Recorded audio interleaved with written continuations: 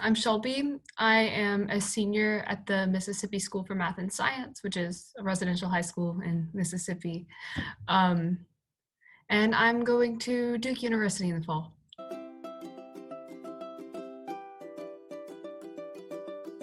Finding out that I got into TASP, first of all, was just like a huge moment for me because it's a really, really selective program and I had no idea I even had a shot at getting in.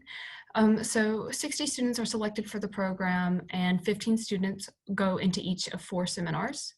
I got my first choice pick on my seminars, which was a seminar on education and citizenship, which is a topic I'm really, really, really fascinated in. We discussed with 2 professors this about 600-page course reader. We went from like Platonic philosophy to romantic poetry, and then read court cases through the years on education and a lot of educational philosophy pieces. And it really, really changed my outlook on things. I got to talk with students from all over the nation who had completely different backgrounds and experiences. It was the most diverse group of students I've ever been a part of. We asked questions that I before would have never thought to ask. All of our conversations centered around equity and making schools better places for students, for teachers, and how we could use schools to build up communities. And outside of the seminar, which we had 4 days a week, and we had a paper to write every Friday, and we did lots of social events. We had really cool guest speakers come and talk to us, professors and legislative fellows, and we had a lot of, and we were allowed to plan all of the activities for our cohort. The big thing about TASP is self-governance. So we would meet once a week and we would schedule a list of things we wanted to do. So we had game nights. We used our group's budget to mail ourselves tea and face masks. And we had a self-care night. We had political discussions. We watched movies together. And so it's out of all the virtual experiences I've had this year, this was the most effective at like really building a community.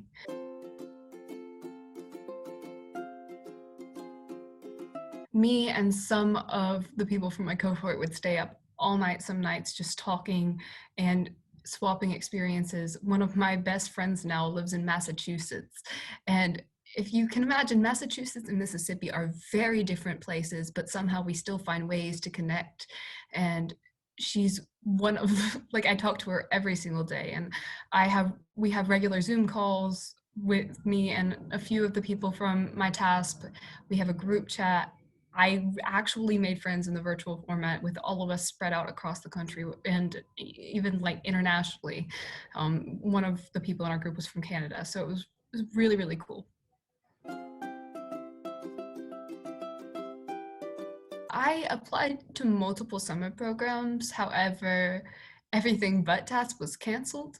But TASP was my first choice anyway, because I just really thought with the community aspect and the self-governance aspect and being able to really build my own experience with the people in my cohort would be really, really awesome. I thought that I'd be able to take the most from that experience. And the education and citizenship seminar in particular really interested me. I'm hoping to be an educator after college, so that's something I'm really, really passionate about. TASP is completely free, which is a big highlight of it. They really, really want like low-income students and minority students. Like I said, our group was very diverse, and I think a lot of us were low-income students. I'd have to say the best part of the program was the people I met.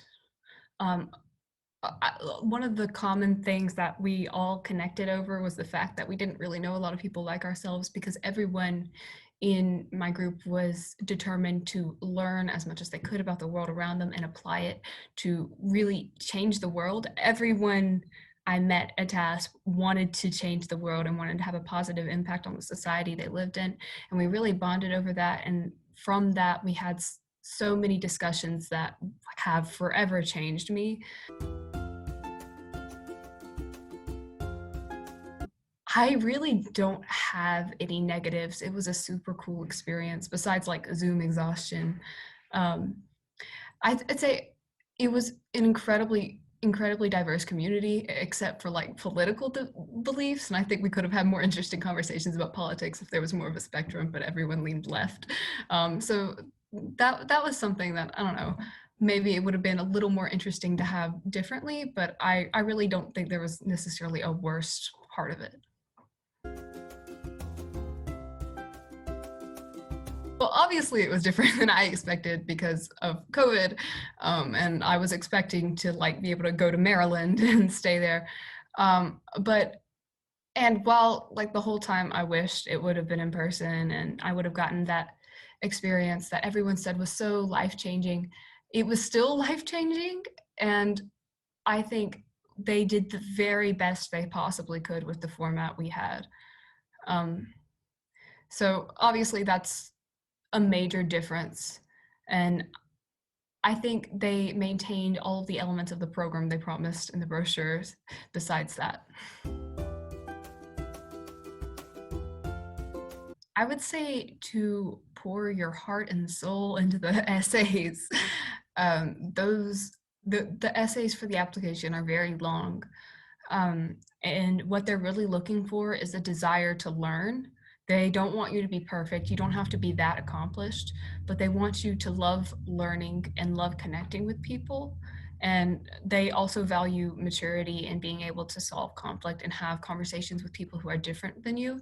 And if you can highlight those things and also highlight some unique aspects of yourself that make you stand out, that will really give you a shot at getting in.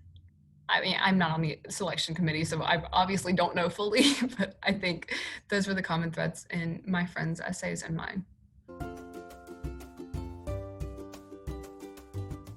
I didn't feel great about my interview because my interviewer was a math professor in Canada who I had nothing in common with.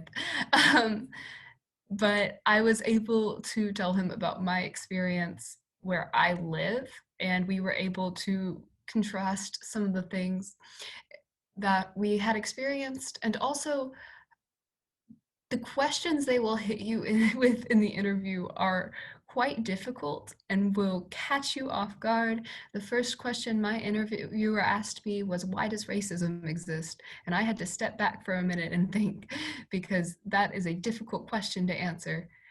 And a lot of the questions are like that, and they really just want to hear the way you think and reason through things.